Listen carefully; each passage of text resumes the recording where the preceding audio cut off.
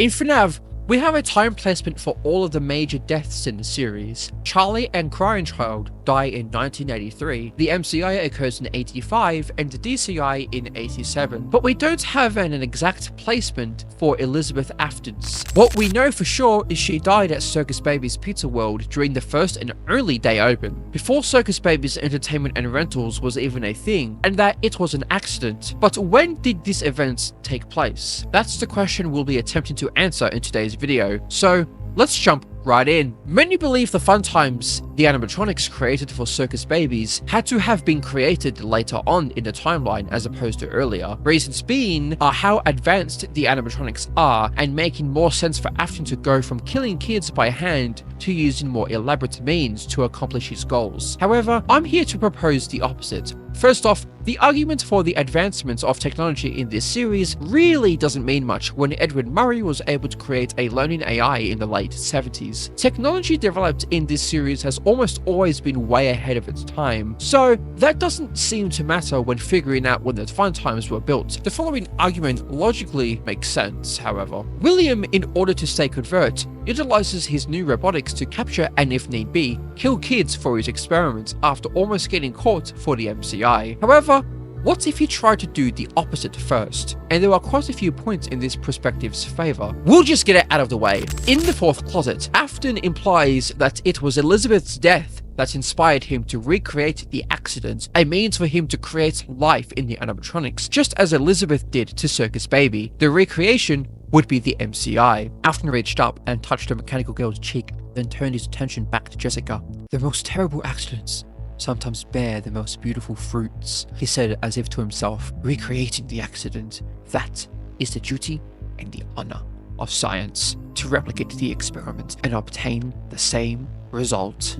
If we look at Elizabeth's death in the novels and the games, Elizabeth was dragged into Baby, resulting in her death and her soul finding its way into a new home. That is exactly what William does with the MCI. He stuffs them into the suits where they eventually die, bounding their souls to the animatronics, a recreation of the accident, and him wanting to recreate the incident aligns with his characteristics of how he views himself as a scientist. However, while this is implied to be the case in the novels, does this translate to the game's continuity?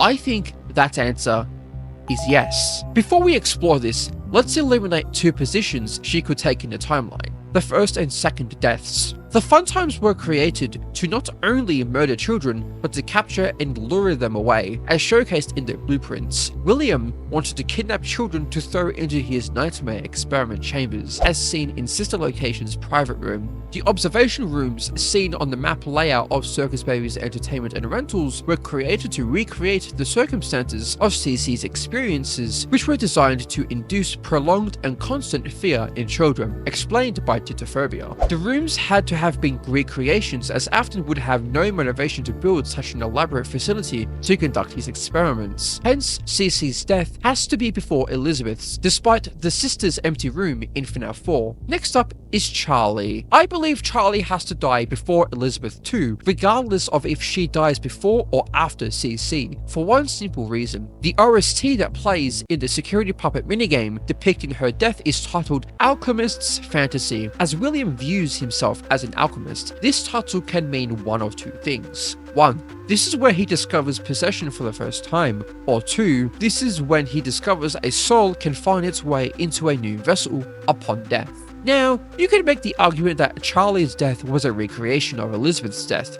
However, this is far from a recreation of her death. Elizabeth was dragged into Baby, resulting in her soul becoming bound to the character, unlike Charlie, who was left in the back alley where the puppet finds her corpse. Nothing like Elizabeth's death. We also know William's motivations for killing Charlie. It's his jealousy of Henry's capabilities, and Henry's ability to love, which William is incapable of. William struck Charlie to take away what Henry loved the most, leaving him vulnerable. In any other motivation to why William killed Charlie in the games would be unnecessary for Afton's character, in my opinion. So, given the circumstances of Charlie's death and the OST title for her minigame, I think it's safe to say Elizabeth has to die after Charlie as well. With that out of the way, How can we prove Elizabeth died before the MCI? I think we find our answer in Night 4 of Sister Location, the infamous Springlock night. Here, we learn that this Springlock suit was used at Circus Baby's previous location. We know that Springlock suits were eventually banned at all Fazbear Entertainment locations, as told to us via FNAF 3's phone calls. Hello. There's been a slight change of company policy concerning use of the suit. Don't. After learning of an unfortunate incident at the sister location involving multiple and simultaneous spring lock failures, the company has deemed the suit temporarily unfit for employees. The classic suits are being retired to an appropriate location while being looked at by our technicians. We also know that Circus Babies is a subsidiary of Fazbear Entertainment, owned by Afton Robotics LLC, and thus would be considered a Fazbear location. So, if a Springlock suit was used at a Fazbear location, that would mean the Springlocks were not banned by the time Pizza World was opened. And it's not like this suit was a spare suit lying in the back room. This suit is vastly different from the other Springlocks we have seen in the franchise, having the same style as the Funtime animatronics with the same splits on its face. This suit was specifically designed for Circus Babies, meaning that it has to have been created and used for this location, which would suggest the Springlock suits were not banned by this time. This is great and all, but how does this place Elizabeth's death before the MCI? Because we can pinpoint exactly when the Springlocks were banned. By listening to phone calls from Night 5 and 6, we get a good idea that the ban was just before the MCI. This is just a reminder of company policy concerning the safe room.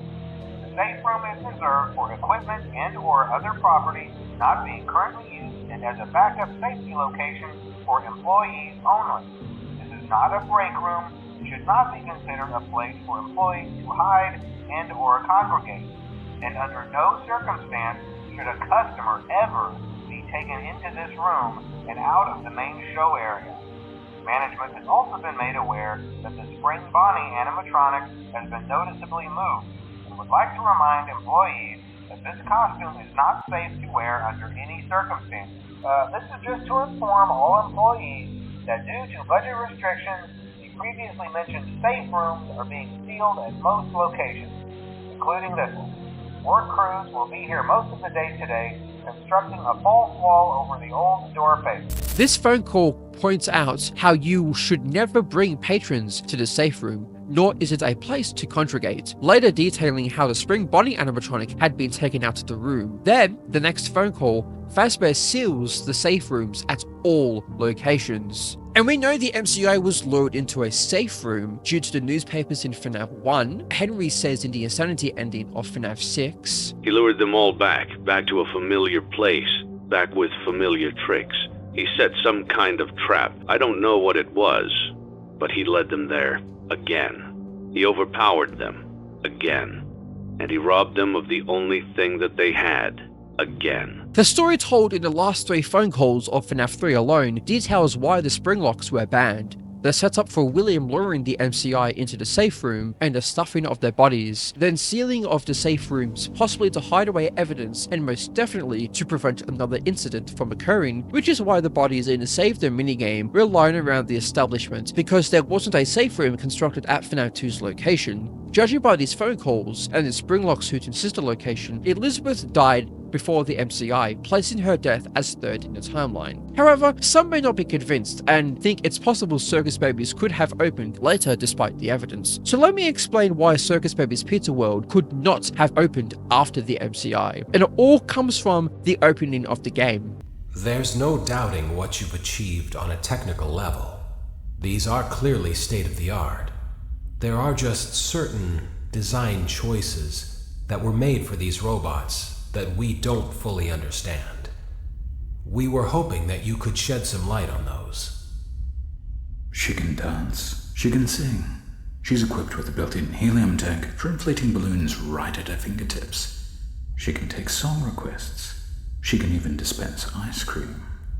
With all due respect, those aren't the design choices we were curious about, Mr. Afton.